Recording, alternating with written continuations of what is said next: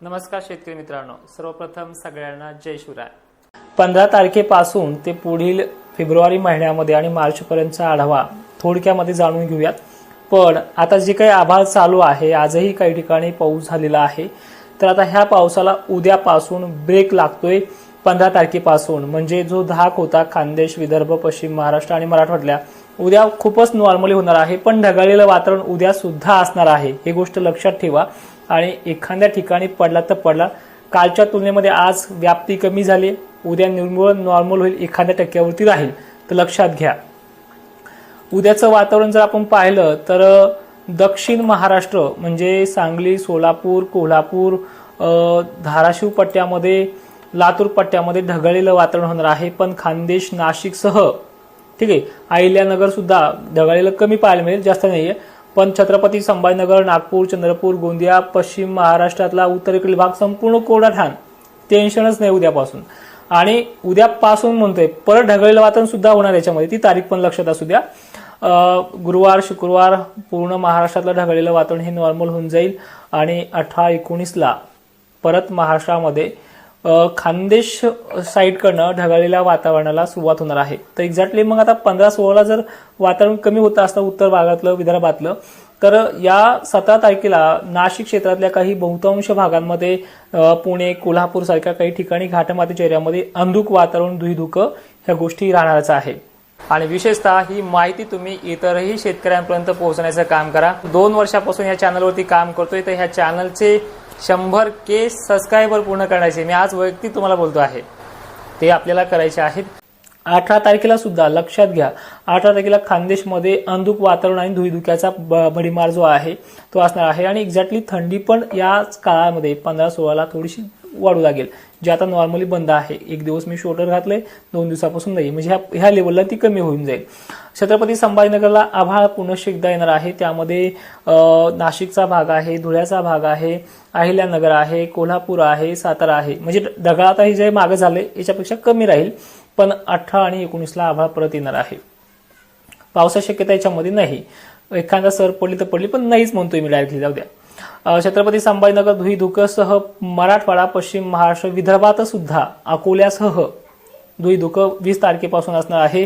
आणि 20 तारखेपासून विदर्भ, मराठवाड्यामध्ये पुन्हा एकदा आभाळ आणि तुरळक ठिकाणी पावसाची शक्यता जाणवू शकते, जे तुम्हाला मी 26 जानेवारीच्या अगोदर किंवा 20-21 पासून जे सुरुवात होणार आहे पावसाला कुठे मोठे, ते हे वातावरण आहे।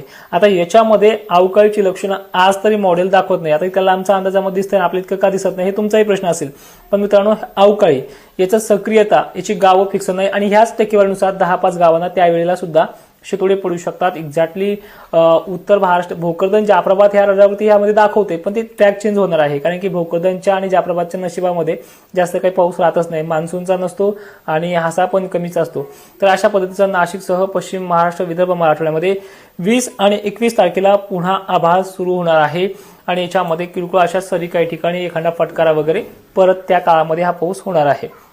त्यानंतर परत 2-3 दिवस कमी झालं की लगेच परत 29 तारखेला आणि फेब्रुवारीला सुद्धा वातावरण ऍक्टिव्ह होणार आहे।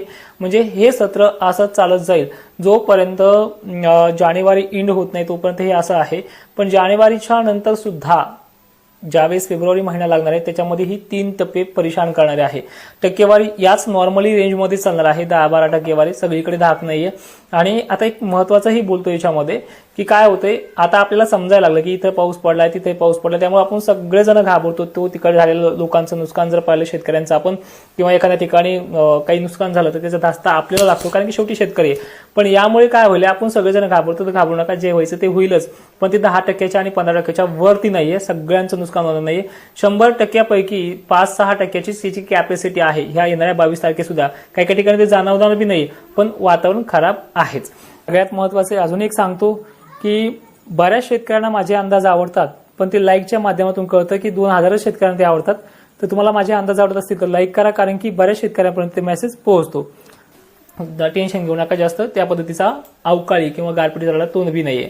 आणि ह्या 21-22 पासून वातावरण वाढू शकतं, मी कमी म्हणतोय पण वाढू शकतं, पण ते लोकेशन वाईज आता वाढू शकतं कुठं, नाशिक, छत्रपती संभाजीनगर, धुळे, अहिल्यानगर आणि पुणे या भागामध्ये, कारण की बऱ्याचशा ठिकाणचे वाऱ्याचा ट्रॅक एकत्र येणारी जी काही पॉइंट ऑफ व्ह्यू जागा आहे ती नाशिक बनते, अहिल्यानगर बनते आणि छत्रपती संभाजीनगर, ते एखादा अपवाद तिथे असा घडू शकतो की एखाद्या गावाला वादळी पाऊस झाला.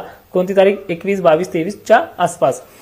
तर पुढे चालून हे वातावरण तुम्हाला सांगितलं होतं त्या पद्धतीनं आहे. आणि विशेष करून उन्हाळ्यामध्ये सुद्धा मार्च एप्रिल बाबतीत मला बरेचसे फोन येतात, मेसेज येतात, कांदा उत्पादक आजच धास्तील बसलेत, तुमची लोकेशन, तुमचा तालुका अजूनही फिक्स नाही. अवकाळी हा फिक्स आहे उन्हाळ्यामध्ये, पण तालुका फिक्स नाही, काळजी करू नका, त्याचा ट्रॅक चेंज होणार सुद्धा आहे आणि तो होईल त्यावेळेस आपण ते फेब्रुवारीच्या सुरुवातीलाच ते डिक्लेअर देखील करणार आहे. मार्च एप्रिलमध्ये काय असतंय. मान्सून संदर्भात 2 मिनिटं विषयी चर्चा करतोय. मान्सून इतर सालापेक्षा कमी आहे, म्हणजे 24 इतका होईल बऱ्याच ठिकाणी, 25 सारखा तर मागच्या 50 वर्षातही नाही पडला, हे तुम्ही सांगताय. मग गेल्या वर्षीच्या तुलनेत पाऊस कमी आहे, पण एक्झॅक्टली त्याला दुष्काळ हे नाव देऊ शकत नाही. काही भागामध्ये 23 सारखा, म्हणजे खानदेश, पश्चिम महाराष्ट्र 2023 सारखा सुद्धा पाऊस होणार आहे आणि 2024 सारखा बऱ्याच ठिकाणी पाऊस होणार आहे. एक्झॅक्टली वाहुणी पावसात नोंद ह्याही वर्षी होणार आहे. निव्वळ पेरण्या होणार नाहीत, निव्वळ पिकं येणारच नाहीत, असा पावसाळा नाही. घाबरले जाऊ नका. जानेवारी महिन्यात, डिसेंबर महिन्यात कुठलाच तंतोतंत अंदाज नसतो, कोणाचाही असू द्या, पण पाऊस चांगला ह्या वर्षी निघेल. कारण की अल निनो काळामध्ये सुद्धा नदी नाल्यांना पूर आलेले तुम्हाला मी शिक्कामोर्तब करून दाखवू शकतो. 1972 नंतर दुष्काळ महाराष्ट्रात त्या लेवलचा पडलेला नाहीये. 1972चा उल्लेख कोणी सुद्धा करू नका. त्यानंतर 11-12 साली सुद्धा काही ठिकाणी पाऊस कमी होता. त्यानंतर आपण पाहिले 2023चं आता जिवंत उदाहरण पाहिलं, त्याही साली पाऊस कमी होता पण पिकं व्यवस्थित आले होते. 2023ला दिवाळीनंतर एक पाऊस असा आला की अख्ख्या अखंड महाराष्ट्राचा पाण्याचा पाणीच त्यांनी केलं सुद्धा होतं. असे ट्रॅकिंग, आयओडी सिस्टीम वगैरे सुद्धा ह्या सालामध्ये भरणार आहेत. 5 मार्चचा रिपोर्ट आपल्या पावसाची टक्केवारी सांगणार आहे, जी महाराष्ट्राच्या प्रत्येक विभागानुसार तंतोतंत ठरते.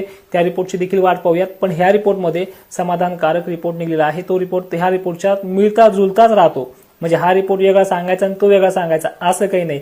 तुम्ही हाच रिपोर्ट ग्राह्य धरा की पावसाळा पुढच्या वर्षी बरा आहे, म्हणजे दुष्काळ नाहीये आणि जास्तही नाहीये, अशा मीडियम रेंजमध्ये आहे. अल निनोची तीव्रता जरी वाढली त्याचा परिणाम वाढणार नाहीये, तो न्यूट्रलमध्ये सुद्धा येऊ शकतो. वातावरणाला अजून 6 महिन्याचा कालावधी आहे. आणि एक सगळ्यात मोठा म्हणजे शेतकरी टेन्शन ह्या गोष्टी सुद्धा घेत आहेत. कोणत्या? की यंदा पावसाळा कमी आहे का, यंदा पावसाळा कमी आहे का. मग ऐन टायमाला जर जून जुलैमध्ये मालक करपायला लागले, तुम्ही तर म्हणलेले चांगला पाऊस होता, दुष्काळ नाही, हा दुष्काळ आहे. हे ओल्या दुष्काळात सुद्धा झालेले. 2025 सुद्धा बऱ्याच शेतकऱ्यांच्या दुबार पेरणीचं संकट, मालक करपणं, अशा सगळ्या गोष्टी होतात, त्या नॉर्मली आहेत. तर प्रत्येक वर्षी जुलैमध्ये पाणी कमी पडणं किंवा पिकं करपणं या गोष्टी होतात. पण रिटर्न मान्सून हा पूर्ण पावसाळ्याची चीज भरून काढतो आणि परतीच्या पावसावरती महाराष्ट्राचा 80 ते 90% भाग जगतो. म्हणजे 10-5% फक्त या मान्सूनवरती पाणी येते विहिरीला, नाहीतर परतीच्या पावसाशिवाय पाणीच येत नाही. आपलं परतीच्या पावसाच्या भरोशावर असतं आणि परतीचा पाऊस सुद्धा बरा आहे. त्यामुळे निश्चिंत राहा, भ्रमात ठेवत नाही. अजून आपला आणखी एक रिपोर्ट यायचा आहे, तर अशा प्रकारचा रिपोर्ट आहे. पाण्याच्या संदर्भात तुम्हाला मी सविस्तर सांगितले. पावसाची चिंता ह्या 2 दिवसानंतर कमी होणार आहे, एकाच दिवसानंतर उद्यापासून. आणि विशेषतः काय अजून पाहिजे आहे, काय अंदाज पाहिजे असतील तर नक्की कमेंटमध्ये करा. आणि माहिती जर आवडत असेल शेअर पण करत जा आपल्या ग्रुपमध्ये. प्लीज स्वतःपुरती मर्यादित ठेवू नका. माहिती शेवटपर्यंत पाहणाऱ्या शेतकऱ्यांचे धन्यवाद आणि ही माहिती सर्व शेतकऱ्यांना पाठवण्याचा प्रयत्न करा. जय शिवराय.